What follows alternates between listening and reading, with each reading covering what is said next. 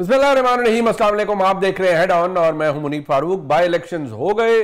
पाकिस्तान मुस्लिम league नून अगर देखा जाए तो ओवरवेलमिंग मेजॉरिटी के साथ इस वक्त इन बाई इलेक्शंस की फातेह है। सिवाय पीपी 269 मुजफ्फरगढ़ के बाकी तमाम नशिस्तें पाकिस्तान मुस्लिम लीग नून ने जीती है। पाकिस्तान तहरीक इंसाफ बॉयकॉट कर चुकी थी, सिवाय जो हल्का था जनाब उमर अयूब साहब, जहाँ की उनकी अहलिया कंटेस्ट कर रही थी, वहाँ पर एक तगड़ा मुकाबला देखने को मिला NA-18।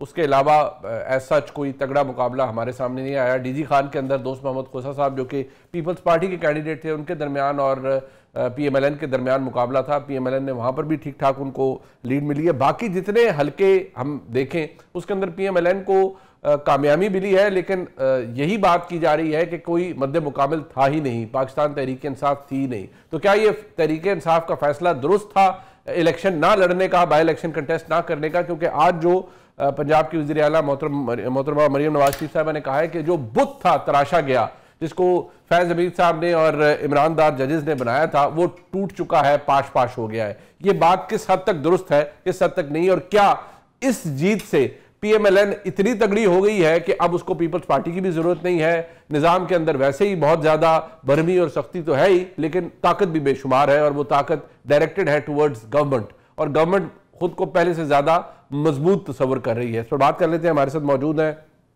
जनाब मोहम्मद ज़ुबैर साहब, सीनियर सियासतदान हैं और फॉर्मर गवर्नर हैं सिंध के। तहरीक तहफ़्फ़ुज़ आईन पाकिस्तान के अंदर भी आप उन्हें देखते हैं, हर अच्छे कॉज के अंदर जमहूरियत के लिए आजकल वो अपनी इन्वॉल्वमेंट दिखा रहे हैं। जनाब आमिर इलियास राना साहब हमारे साथ मौजूद हैं। पाकिस्तान के बाखबर तरीन सहाफ़ियों में आपका नाम आता है। राना साहब, आपका बहुत शुक्रिया।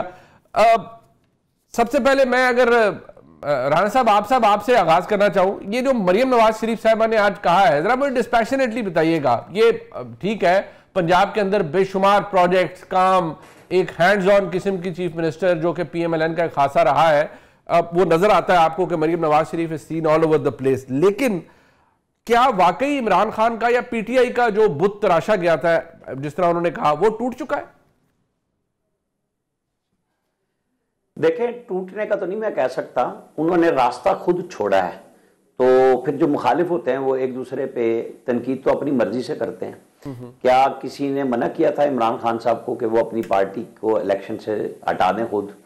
और जिस असूल की बुनियाद पे उन्होंने कहा कि ये तो ये लगेगा कि जैसे हमने सजाएं मान ली हैं, आपके मानने या ना मानने से भी कोई फर्क नहीं पड़ता, सजाएं तो हो चुकी, लेकिन वो असूल आपने हरीपुर में तोड़ दिया उमर अयूब की अहलिया को टिकट दे के। लाहौर की हद तक बिल्कुल बात ठीक है कि मियाँ मोहम्मद अजहर मरहूम की सीट पे जाहिर है कि उनके भतीजे को टिकट मिल गया। मौरूसियत जहाँ PMLN में, पीपल्स पार्टी में है, वो अब PTI में भी बिल्कुल खुल्लम खुल्ला आती है, चाहे वो शाह महमूद कुरैशी की सूरत से शुरू हो या उमर अयूब की अहलिया की सूरत में सामने आए। तो जहां बड़े लोग आते हैं, एलीट कल्चर, वो जो IMF में जुबैर साहब बड़े सवालों तक उठाते हैं ना, खुद भी उसका हिस्सा है माशाल्लाह, कोई ऐसी वो नहीं है। ये एलीट कल्चर हर जगह पे एक जैसा होता है। जुबैर साहब आपको एलीट कल्चर में नजर आते हैं? वो तो देखें जमहूरियत के लिए खजल हो रहे हैं आजकल। जी, नहीं, जमहूरियत तो रखते हैं सारे, एलीट कल्चर सारों का चेहरा तो जमहूरियत का है। अच्छा। कौन कहता है मैं डिक्टेटर हूं? कोई कहता है आपको ख्याल में कि मैं उसमें? तो ये तो मैंने एक वैसे उसमें बात कही है, क्योंकि वो सवाल बहुत उठाते हैं ना एलीट कल्चर पे। अच्छा। लेकिन अशराफिया का हिस्सा है वो, कोई गुरबा का हिस्सा तो नहीं है माशाल्लाह। तो अमल गिराने से ऐसी कोई बात नहीं है। बात ये हो रही है कि जब आप मैदान खुद छोड़ते हैं तो फिर आप क्वेश्चन नहीं कर सकते। आपने वो क्वेश्चन मार्क खुद लगाया हरीपुर में टिकट देके। क्या आप समझते थे सूबे में आपकी हुकूमत है, आप ये समझते थे पंजाब गवर्नमेंट पता नहीं क्या करेगी? तो उमर अयूब की तो जो पूरी कंपेन थी वो ये थी कि 27 महकमे हमारे हैं, क्या कर लेंगे ये जो हैं बाबर नवाज, हमने आपके काम कराने हैं। लेकिन मैंने जो रिपोर्ट्स ली वो बिल्कुल उस तरह है कि जब आप अपने हल्के को छोड़ जाएं, मकबूलियत, अगर ये काम होता, खंबे होते जो 8 फरवरी को बहुत सारे हमारे यहाँ इलेक्ट्रॉनिक मीडिया में गेम डाली गई थी, जो कल भी डालने की कोशिश की गई थी। इब्तिदा में तो हम जीत रहे थे, बाद में रिजल्ट बदल दिए गए, तो वो मकबूलियत नहीं। ये जो RO और DRO थे, ये लाहौर में जौक दर जौक खुद ही क्यों नहीं नजर आया? ये जो RO DRO थे मुनीब भाई, जौक दर जौक आपको और मुझे वो वोटर क्यों नहीं नजर आया लाहौर में भी और हरीपुर में भी? कि बेपनाह आ जाते, बड़े आराम से आए वोटर, किसी ने नहीं रोकने की शिकायत की, कहीं पहले किसी ने दर्ज नहीं कराई ये शिकायत कि हमारे वोटरों को नहीं आने दे रहे। ये तो 4 बजे शुरू हुआ ना काम, कि जब नताइज का तो सबको पता था, लेकिन पीटीआई ने बाकी तो हलकों में वो गई नहीं ना, पीटीआई का कैंडिडेट ही कोई। पर देखें, हाफिज नुमान साहब के हलके में पीटीआई का कहते हैं कि सॉर्ट ऑफ बैक कैंडिडेट था, जो हमाद अजहर साहब ने जिनको बैक कर रहे थे। उसके अलावा पाकिस्तान तहरीक इंसाफ के कैंडिडेट्स कोई ऐसे थे जो उनको पार्टी की सपोर्ट थी? पीटीआई तो कह रही है कि खान साहब का फैसला बड़ा अच्छा था और अब वो साबित हुआ हमारा बड़ा ठीक फैसला था, लोग निकले ही नहीं इमरान खान की आवाज के ऊपर। मैं यही तो कह रहा हूं कि फिर लाहौर में जहां फैसला था इमरान खान का कि उनकी पार्टी का कैंडिडेट मियां अजहर की सीट पे मियां अजहर का भतीजा था फैसलाबाद से जो हमाद अजहर लेके आए थे, तो वहां तो जौक दर जौक आपको लाइनें नजर आनी चाहिए थी कि हमारी मर्जी के मुताबिक वोटर निकलता है और हम नहीं जाते तो वोटर नहीं जाता। तो लाहौर में क्यों नहीं आया उस तादाद में? फिर तो यही बात तो मैं कह रहा हूं कि जहां इलेक्शन लड़े वहां जौक दर जौक आपको लाहौर शहर में क्यों नहीं नजर आए? तो बाकी जगह की तो मैं बात ही नहीं कर रहा, जब पीटीआई है नहीं तो फिर मुकाबला ही नहीं है ना।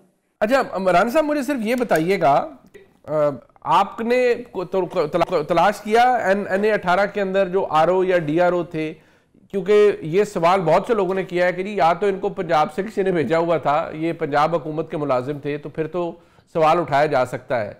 और इमरान जो उमर अयूब साहब का वोटर है वो भी ये कह रहा था जी हम 25,000 से जीत रहे थे और हम एकदम 40,000 से हार गए, ये कैसे हो सकता है?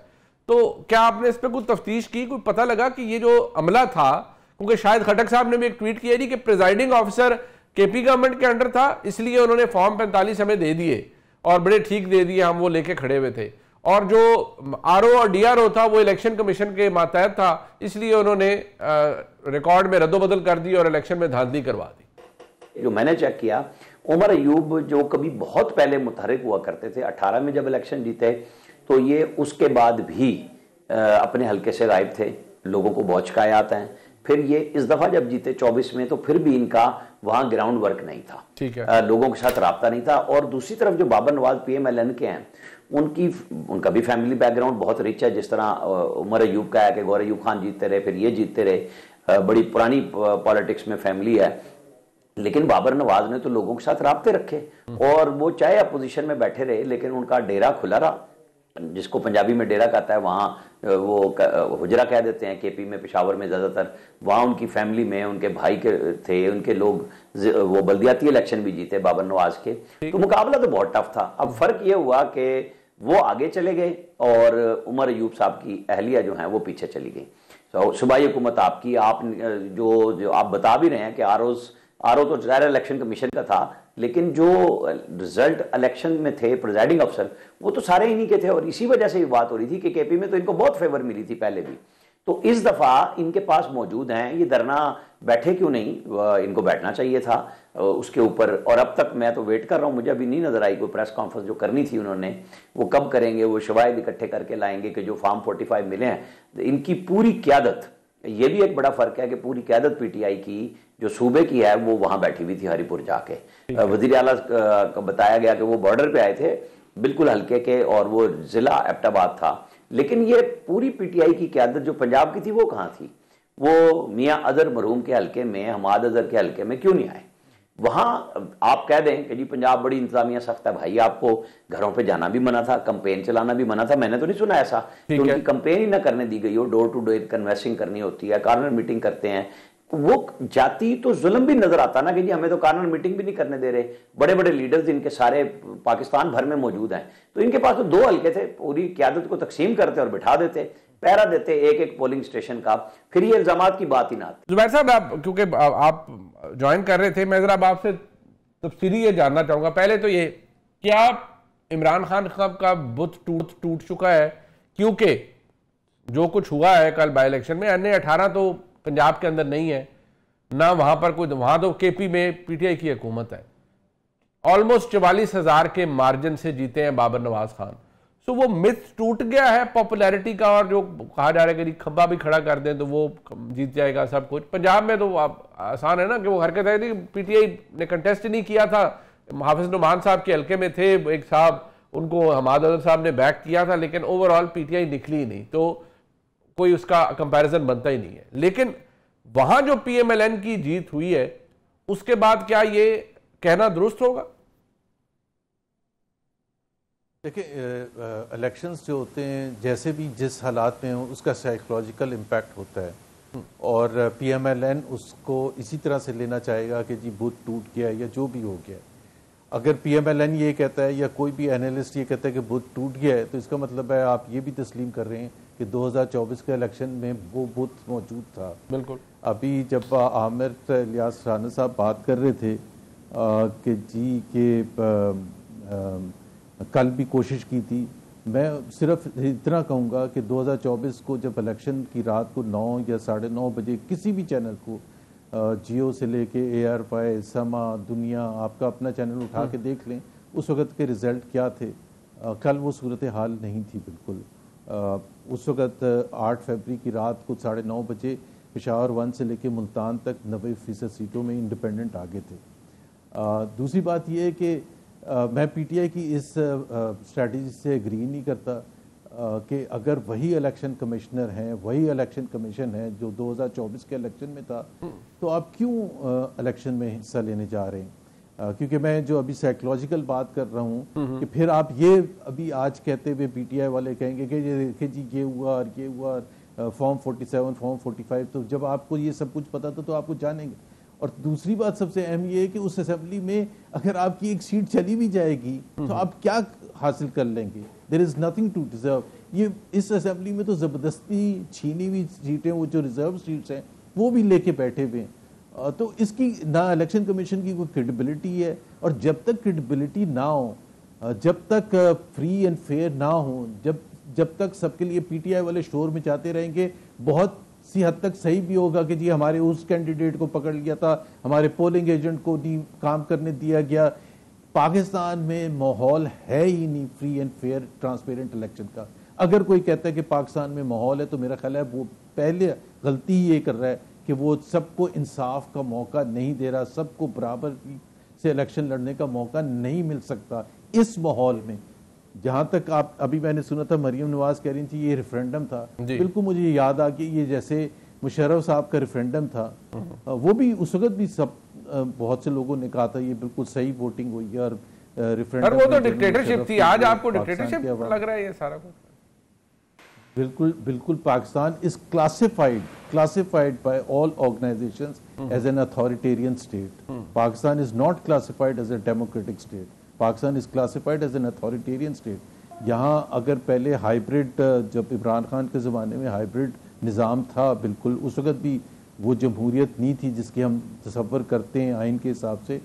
उस वक़्त अगर 1.0 था तो अब 5.0 है। इसमें तो कोई शक ही नहीं है कि अब, और खुद बड़े बड़े सीनियर मिनिस्टर चाहे ख्वाजा आसिफ हैं, वो खुद मानते हैं कि ये सिस्टम हाइब्रिड सिस्टम है जिसमें मिलिट्री का डिसीजन मेकिंग में एक रोल है और ये होना ज़रूरी है।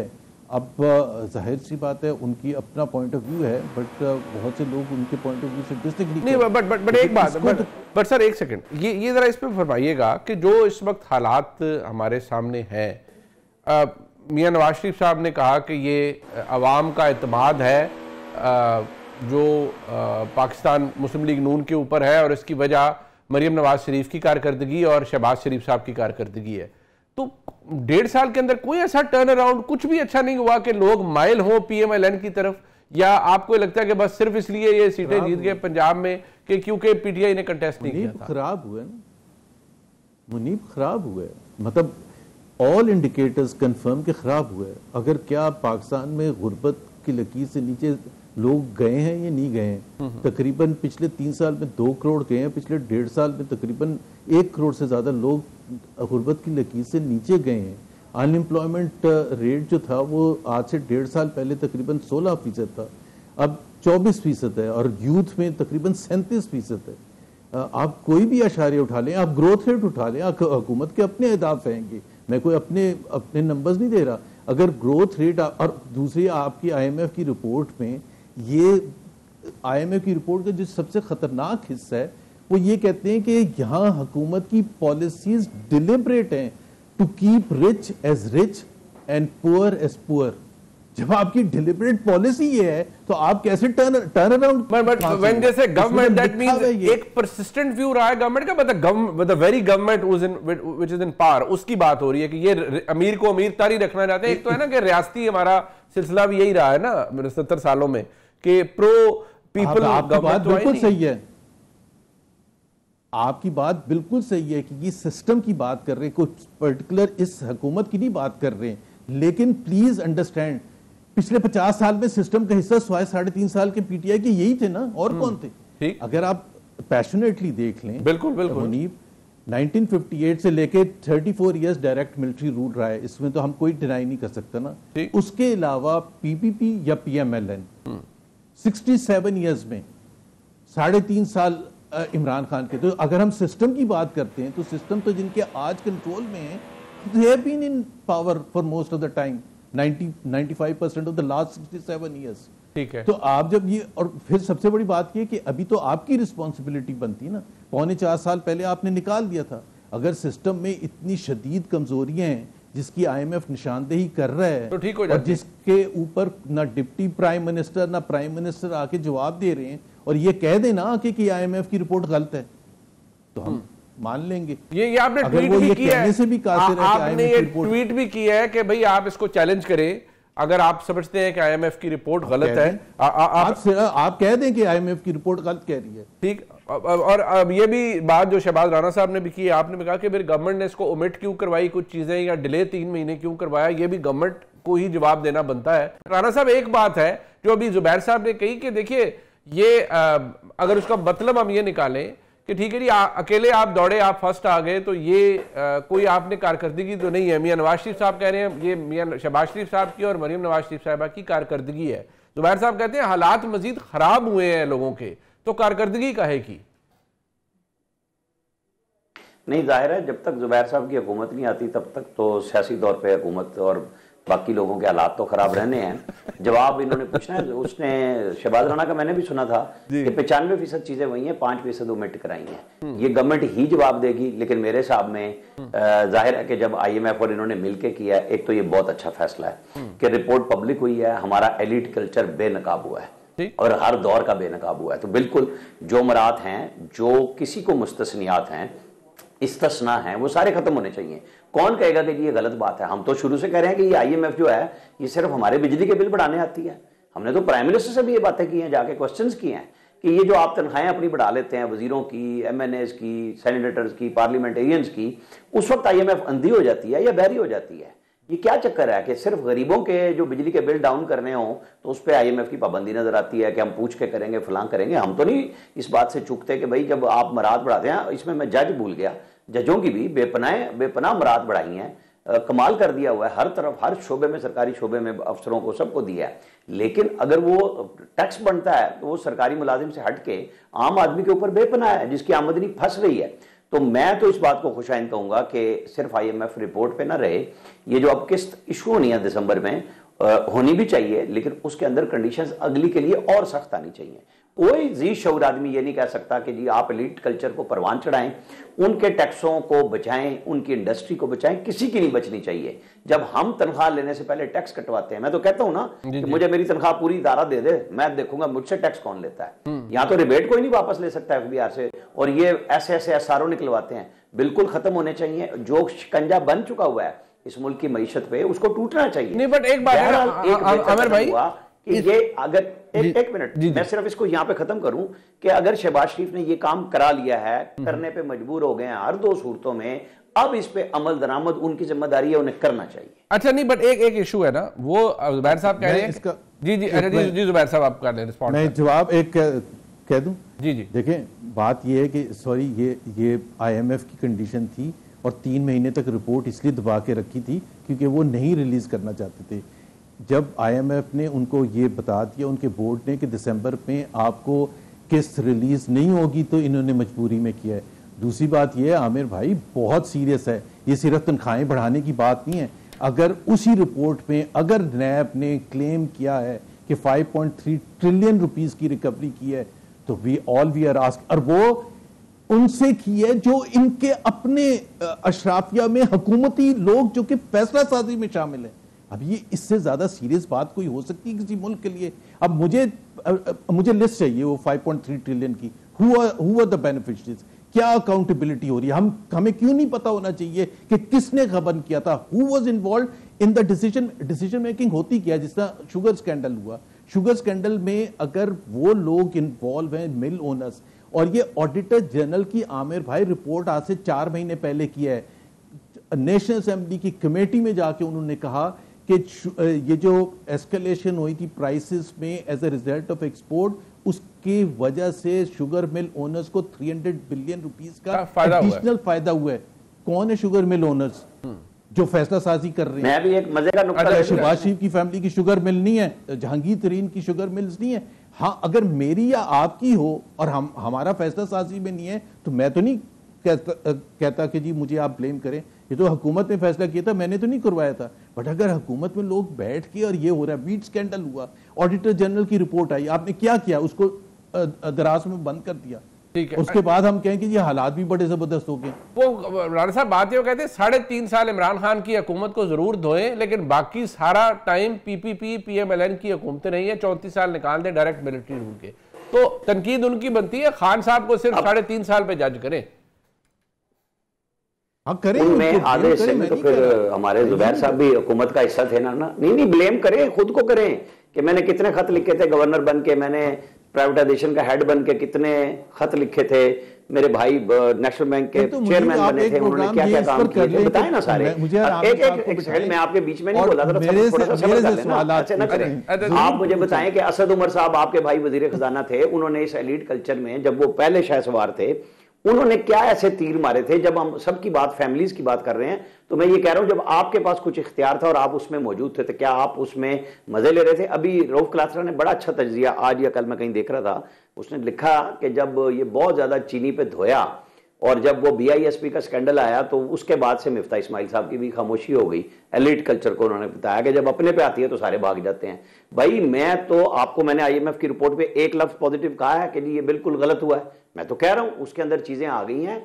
अब अगली शर्त IMF को लगानी पड़ेगी, ये इसके बगैर नहीं होगा। जैसे उन्होंने रिपोर्ट ओपन कराई है कि हमें इसके ऊपर अमल दरामद करके दो, कैसे पैसे वापस होंगे, आइंदा कैसे नहीं होगा, ये हम आपस में नहीं कर सकते बात। हम तो उसी को कहेंगे जो पैसे दे रहा है कि भाई अगली दफा और शर्तें लगाओ, इनको टाइट करो, इनको इनसे जवाब मांगो, तो तनख्वाहें तुमने तो कई गुना बढ़ाई हैं और यहाँ 5 और 7% देते हुए हमें इन्फ्लेशन सुनाते हैं। क्यों भाई? वो गरीब आदमी की तनख्वाह वापस आते हुए 2-2 आमिर भाई, जुबैर साहब का आर्गुमेंट ये है कि वो 6 रुपए से सर जी आप बता दें, कंप्लीट कर लें। जी, मैं कह रहा हूं कि एक दफा जो 50 साल से चल रहा था ओवर टाइम ड्राइवर का या PN का, वो 6 रुपए रोजाना था। आपको पता है 2.5 घंटे लगाए फाइनेंस मिनिस्ट्री ने उसको 10 रुपए करते हुए, आज से 5-7 साल पहले, कि यार 50 साल हो गए, ओवर टाइम पर घंटा जो है ना वो 6 रुपए है, उस पर 2.5 घंटे लगाए और अपने टाइम पे 2.5 मिनट नहीं लगाते जब अपनी मराद देनी होती है सबने टॉप पे। ठीक जी, जुबैर साहब अब आप अगर कुछ ऐड करना चाह रहे थे। मैं ये कह रहा हूं कि देखें ये जो रिपोर्ट में लिखा है उसकी इंपॉर्टेंस क्या है, वो क्या लिखते हैं? वो कहते हैं कि उससे फिर आपको पता चलता है कि यहाँ गुर्बत है क्यों और क्यों बढ़ रही है, उससे पता चलता है कि बेरोजगारी क्यों है और बढ़ क्यों रही है, उससे पता चलता है ये जो इतना शोर मचता है इन्वेस्टमेंट, ये तो मैं नहीं कह सकता कि वजीर आजम एफर्ट नहीं कर रहे हैं। हर थोड़े दिन के बाद हम देखते हैं वो जा रहे हैं, कभी एक मुल्क कभी दूसरे मुल्क, वहाँ MOU साइन। सो एफर्ट का तो मैं उनको 100 में से 100 मार्क देता हूँ। लेकिन मैं आपको आमिर भाई, आप जरा नंबर देख ले, पाकिस्तान का इन्वेस्टमेंट रेशो इस वक्त 14% से कम है, बांग्लादेश का 31% है, 31% है, इंडिया का 33% है, कंबोडिया, वियतनाम, हम हाफ से कम है। सो दैट एक्सप्लेन्स, वो रिपोर्ट कह रही है, आप चैलेंज करें ना उस रिपोर्ट को, आप कहें ये गलत कह रहे हैं, वो कह रहे हैं it is design to keep poor as poor, it is design to keep rich as rich. Zubair साहब यहाँ बहस ये शुरू हो गई है। सर आपकी बात ठीक है, सर आपकी, मैंने उस रिपोर्ट को कोई सपोर्ट तो नहीं किया इस संच में कि गवर्नमेंट कह रही है सच है और गवर्नमेंट सच बोल रही है और IMF झूठ बोल रही है। मैं तो आपके साथ खड़ा हूं, मेरे साथ किस लिए जज्बात का इजहार कर रहे हैं? मैं तो आपके साथ खड़ा हूं कि IMF के लिए आपसे भी ज्यादा मैं कह रहा हूं अगली किस्त देते हुए जो अगले 3 महीने के बाद रिपोर्ट बननी है वो शर्तें लगाएं कि हमें ये चीजें ठीक करके चाहिए, साथ साथ हम आएंगे पूछेंगे, वो भी तो हमारे खर्च। आमिर भाई, जुबैर साहब ये कह रहे हैं जब तक ये हुक्मरान तबका रहेगा जिनकी अपनी मिलें, जिनका अपना कारोबार सब कुछ है, तो ये खुद क्योंकि अमीर है, साहिब हैसियत है, तो खुद को ये अमीर रखेंगे, गरीब आदमी गरीब ही रहेगा। उनका आर्गुमेंट ये है और वो उस तरह के सवाल का जवाब तो दिया नहीं इन्होंने। जो मैंने इनके तीनों भाइयों का सवाल उठाया कि जब आप इक्तदार में थे आपने क्या किया, दूसरों पे क्वेश्चन नहीं है। हम सब दूसरों के लिए मियां नसीहत है, खुद मियां फजीयत है, हमारा मसला यही बन गया है। अच्छा जी, जुबैर साहब आप जवाब दे दें आमिर भाई को इस बात। पहली बात तो ये है कि असद और मेरी सियासत बिल्कुल मुख्तलिफ रही है। तो मैं असद को तो यहाँ दिफा नहीं करना है, जब वो असद उस हुकूमत का हिस्सा थे मैं सबसे ज़्यादा तनकीद करने वालों में था। सो मुझे आप असद के साथ उस तरह से तो ना मिलाएं जस्ट बिकॉज, तो मैं तो क्रिटिसाइज करता था उनकी पॉलिसीज़ को। आज भी अगर पूछेंगे आप तो मैं कहूँगा कि उनकी पॉलिसीज़ में बहुत गैप्स थे और इसी वजह से मैं उसको तनकीद का निशाना। जहाँ तक मेरा ताल्लुक है, जब आप ये कहते हैं मैं जो नवाज शरीफ की हुकूमत थी 2013 से लेकर 2017 तक, तो उसमें आप नंबर्स देख लेना, ग्रोथ हो रही थी या नहीं हो रही थी, पॉवर्टी कम हो रही थी या नहीं हो रही थी, इन्वेस्टमेंट बढ़ रहा था या नहीं बढ़ रहा था। ये बिल्कुल रिवर्स है। आप लोगों ने इसको PMLN का नाम दे के आंखें बंद कर ली हैं। भाई आप 3.25 साल को इसका मुवाजना कर लें उस 4 साल के जो नवाज शरीफ के थे। This a world of difference just because it happens to be PMLN government in both the times. तो आप कह रहे हैं कि जी उस वक्त भी तो आप थे हिस्सा, उस वक्त मैं हिस्सा था, तो मैं आपको अभी नंबर्स बता देता हूं सारे। ग्रोथ कंसिस्टेंटली बढ़ रही थी, पॉवर्टी कम हो रही थी, इन्वेस्टमेंट आ रही थी, तो महंगाई कम हो रही थी, अनएम्प्लॉयमेंट कम हो रही थी। तो अब बिल्कुल उल्टे अशारिये हैं।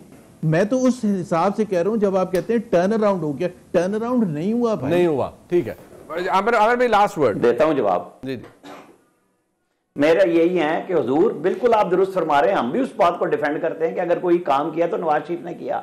लेकिन ये जो IMF कह रही है, तो क्या शुगर मिलें उस वक्त बंद हो गई थी, स्टील मिल बंद हो गई थी प्राइवेट, क्या वो सीमेंट फैक्ट्रियां बंद हो गई थी जहां सारे ऊपर नीचे एक जैसे हो जाते हैं? मैं उस कल्चर की बात कर रहा हूं जिसका आप हिस्सा रहे। मैं तो ये बात कह रहा हूं कि भाई जब इक्तदार होता है उस वक्त आप बेशक तनकीद करें या तामीर में रहें साथ, लेकिन ये सिस्टम तो सारा वही आ रहा है आज के दौर में। बिल्कुल जो आपने हाइब्रिड कहा बिल्कुल है, जिसपे वो ना शर्माते हैं ना पीछे हटते हैं। लेकिन मेरा और आपका काम यह है कि जब हम तज्जिया करने आते हैं, हम उससे कहेंगे जिसने ये रिपोर्ट जबरदस्ती बनवा ली इनसे, कि भाई अब इनसे जबरदस्ती कराओ कि आपको अगली किस्त, ये तो हम दे रहे हैं आपको कि आपने रिपोर्ट दे दी, अगली तब मिलेगी जब ये चीजें ठीक भी होंगी। सिर्फ रिपोर्ट से तो हम सारा साल, हमें और आपको पता है, हम जानते हैं सारे मामला कहां पे तय हो रहे हैं, किस तरह हो रहे हैं, सारी दुनिया बात, सारे जर्नलिस्ट बात करते हैं। ठीक नहीं ना होता। वो इमरान खान ने अपने सारे सज्जनों को रजा नहीं दिया आके, बेशक आप उसको कहेंगे जी मैंने कुछ नहीं लिया, फर्क होगी हो या कुछ भी हो, सारे के सारे उसी के साए तले काम कर रहे थे ना। जहांगीर तरीन भी उसके साए तले काम कर रहा था। मैं किसी के लिए पवित्र बनाने के लिए नहीं आ रहा। शुगर मिल माफिया ओनर्स उस वक्त भी थे, आज भी हैं, सब हैं। हमें उस पर बात करनी चाहिए कि हम ये प्रेशर डालें, चाहे शहबाज शरीफ हो चाहे कोई बैठा हो, कि अब जब ये ओपन हो गई हैं चीजें जो लोग रूटीन में बात करते थे, अभी तो शहबाज शरीफ है ना, अभी तो उन्हीं से एक्शन भी होना चाहिए, अमल दरामद हो कि ये शिकंजा टूटे। बिल्कुल ठीक है। मैं जुबैर साहब कह रहे हैं शहबाज साहब से ही पूछना चाहिए ना, वज़ीर आज़म है। मैं शुक्रिया अदा करूंगा जनाब आमिर इलियास राणा साहब का और मोहम्मद जुबैर साहब का। मेरे साथ मौजूद हैं सरबराह पिल्डेट जनाब अहमद बिलाल महबूब साहब। और मैं हमेशा कहता हूँ पाकिस्तान में जैसी भी जमहूरियत है उसकी क्वालिटी को हमेशा डिटर्मिन करते हैं और बड़ी ज़बरदस्त एनालिसिस होता है उनका। अहमद बिलाल महबूब साहब बहुत शुक्रिया आपका। ये जो जारी बात है नंबर गेम तो PMLN के हक में हो गया और इंक्रीज भी हुआ है। जब आपने इसका तज्जिया किया तो फर्क क्या पड़ता है पोजीशन में हुकूमत की यानी PMLN की अगर देखा जाए तो? बहुत शुक्रिया। मेरे ख्याल में मटीरियली तो बहुत कम फर्क पड़ता है, लेकिन मेरे ख्याल में नफ्सियाती तौर पे वो इसको जाहिर है इस्तेमाल कर सकते हैं बताने के लिए कि जैसे कि आज मरियम नवाज साहबा ने कहा भी है कि ये टाइट टर्न हो गया है और हमारा नैरेटिव जो है वो कबूलियत पा रहा है और पुराना नैरेटिव अपनी मकबूलियत खो चुका है। तो इस तरह की चीज़ों से एक नफ्सियाती असर तो पैदा होता है। और एक छोटी सी बात ये भी है कि देखिए अब जो मरकजी हुकूमत है, वफाकी हुकूमत, वो उसकी कौमी असम्बली में जो मेजॉरिटी है वो पूरी नहीं थी, 50% प्लस 1 सीट वो नहीं था। लेकिन अब ये जो 5-6 सीटें उनको मिली हैं कौमी असम्बली में, अब वो पीपल्स पार्टी की बहुताजगी नहीं है उन्हें। मैं ये नहीं कह रहा कि उससे ये कोलिशन खत्म हो जाएगी या हो जानी चाहिए, उनकी जरूरत तो उन्हें रहेगी, लेकिन थोड़ा सा इनके एतमाद में इजाफा होगा कि ये अब अपने टांगों पे खड़े हो सकते हैं।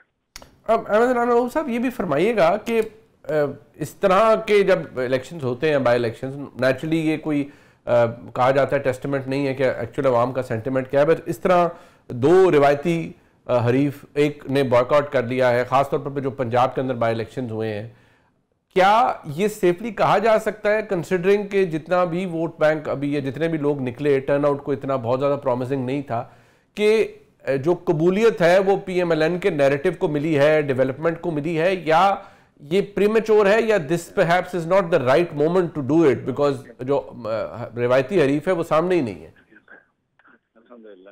जी ये बात सही है, जी ये बात सही है कि वाकई वो हरीफ सामने नहीं था, लेकिन जहाँ पे हरीफ सामने था भी वहाँ पे भी वो कह सकते हैं कि हमने वो मैदान मार लिया है। अगरचे मुझे बहुत हैरानी हुई कि वो किस तरह से हरीपुर में उन्होंने ये सीट जीती, और लाहौर का तो और भी हैरान कौन था कि यहाँ पे तो लोग निकले ही नहीं, PTI के वर्कर या वोटर 18% सिर्फ वोटर टर्नआउट है। तो ये एक नफ्सियाती सी बात है, लेकिन मटीरियली तो मैं भी ये समझता हूँ कि ये कोई ऐसी मार्कत लारा चीज़ नहीं है। बाई इलेक्शन वैसे भी कोई इनकॉन्सिक्वेंशियल होते हैं आमतौर पे, इल्ला ये कि आपको कोई बहुत ही एज पे बैठे हों और आपको कुछ चंद सीटें मिल जाएं जिससे आप सेफ हो जाएं। तो ऐसी भी कोई सूरत नहीं थी, वो पहले भी जितने सेफ थे अब वैसे ही सेफ अब भी है। तो ये कोई बड़ा फर्क नहीं पड़ेगा सिवाय नफ्सियाती फिजा अपने रास्ते हक में हमवार करने के। इसका क्या मतलब हम ये लें अहमद महमूद साहब के लोग को डेमोक्रेसी से, या जो इलेक्शनरिंग का पूरा प्रोसेस है, will it be right to say कि लोग people are losing interest, या ये जनरल ट्रेंड है कि PTI का वोटर डिसोल्यूशन है कि भी अगर मैंने निकल भी आया तो what difference will it make? जी हाँ, मेरे ख्याल में ये एक तो बात ये भी सही है कि ये बाई इलेक्शंस में अमूमन चूंकि कोई बहुत बड़ा फर्क पैदा होने का इम्कान नहीं होता, तो लोग इसलिए इसको फर्क ग्रांटेड लेते हैं कि क्या करना है जाके। दूसरा ये भी होता है कि यहाँ पे लोगों ने अपने काम कराने होते हैं, तो फिर अमूमन वो जो हिज़्ब इक़्तिदार होता है उसके मेंबर्स को ही सपोर्ट करते हैं ताकि उनके आम लोगों के काम उसके अंदर हो सकें। ये हमारे इलेक्टोरल सिस्टम की हकीकत तो यही है। लेकिन इसके अलावा ये बात कही जा सकती है कि PTI का वोटर डिसोल्यूशन हुआ है। ये मुझे कम से कम लाहौर में देख के मुझे ये ख्याल ज्यादा आता है, क्योंकि लाहौर में तो PTI के एक सिक्का बंद कैंडिडेट मौजूद थे जिनके बाइकआउट का भी ऐलान नहीं हुआ था, और वो मियां अजहर साहब की सीट थी, यानी वह वो सीट नहीं थी जहाँ किसी को डिस्क्वालीफाई किया गया हो। तो यहाँ पे PMLN के कैंडिडेट के मुकाबले में लोगों का न निकलना, ये मैं समझने से कासिर हूँ। इसको मायूसी से भी कह सकते हैं, इसको ये कह सकते हैं कि बाकी सीटों पर बायकॉट किया हुआ है तो हम यहाँ निकल के क्या कर लेंगे, शायद ये भी फीलिंग हो। लेकिन ये बहुत प्रोफाउंड चीज है कि लाहौर में एक हल्के से PTI इलेक्शन लड़ रही हो और वोटर बाहर ना निकले, ये मैं इसको एक मामूली चीज नहीं समझता। आखिरी सवाल, ये NA18 वाला जो उमर अयूब साहब की एहलिया जहाँ से कंटेस्ट कर रही थी, गवर्नमेंट यानी PMLN ये कह रही है कि भाई वहाँ सब हमला आपकी हुकूमत ने दिया होता है इलेक्शन कमीशन को, presiding officers to ROs and DROs, तो हम यहाँ बैठ के धांधली कैसे कर सकते थे। बट 44,000 की लीड अहमद बिलाल महमूद साहब, व्हाट डज इट सिग्निफाई? जी हाँ, और अभी 2 साल पहले उससे ज्यादा लीड से उमर अयूब साहब खुद जीत चुके हैं वहां पे जी। तो और ये भी बात सही है कि वहां पे किसी बड़ी धांधली का इम्कान नहीं था, क्योंकि वो खैबर पख्तूनख्वा की हुकूमत के जेर साए ही वो इलेक्शन हो रहे थे। लेकिन फिर भी मैं बहुत हैरान हूँ, क्योंकि इलेक्शन के दौरान बार बार मैं देखता था तो कभी PMLN के कैंडिडेट की सबकत होती थी, उनके वोट ज्यादा होते थे, और कभी PTI सपोर्टेड कैंडिडेट के वोट ज्यादा होते थे। नंबर 1 नंबर 2 स्विच होते रहे, लेकिन आखिर में इतनी बड़ी लीड क्रिएट हो गई, ये भी मेरे लिए हैरानी का बायस था। लेकिन मेरे ख्याल में वहाँ शायद कोई रिगिंग के इम्कानात तो मुझे नहीं लगता कि कोई हो सकते हों। जब जनरल इलेक्शन था, जब बहुत जरूरत थी रिगिंग करने की, उस वक्त भी मेरे ख्याल में जनरल कंसेंसस यही है कि खैबर पख्तूनख्वा में रिगिंग से एतराज किया गया, तो वो नहीं किया गया। लेकिन अब ये जो इस मौके पे रिगिंग करने का तो कोई तुक भी नहीं था। तो ये मेरा ख्याल है हिज़्ब इक़्तिदार साथ देने, क्योंकि कोई बहुत पुरानी बात नहीं है कि ये हल्का मुस्लिम लीग का हल्का हुआ करता था। ये सही है कि 2 इलेक्शन में वो मार खा चुके हैं, लेकिन मुस्लिम लीग की यहाँ पे जड़ें बहुत पुरानी हैं, तो इसलिए ये हो भी सकता है जो हुआ है लेकिन बहरहाल हैरान कौन हुआ है, मेरी तवक्को के बरखिलाफ हुआ। ठीक, बहुत शुक्रिया जनाब। अहमद बिलाल महबूब साहब हमारे साथ मौजूद थे। प्रोग्राम आपने देखा, इसका फीडबैक जरूर दीजिएगा। देखने का खुदा हाफिज़।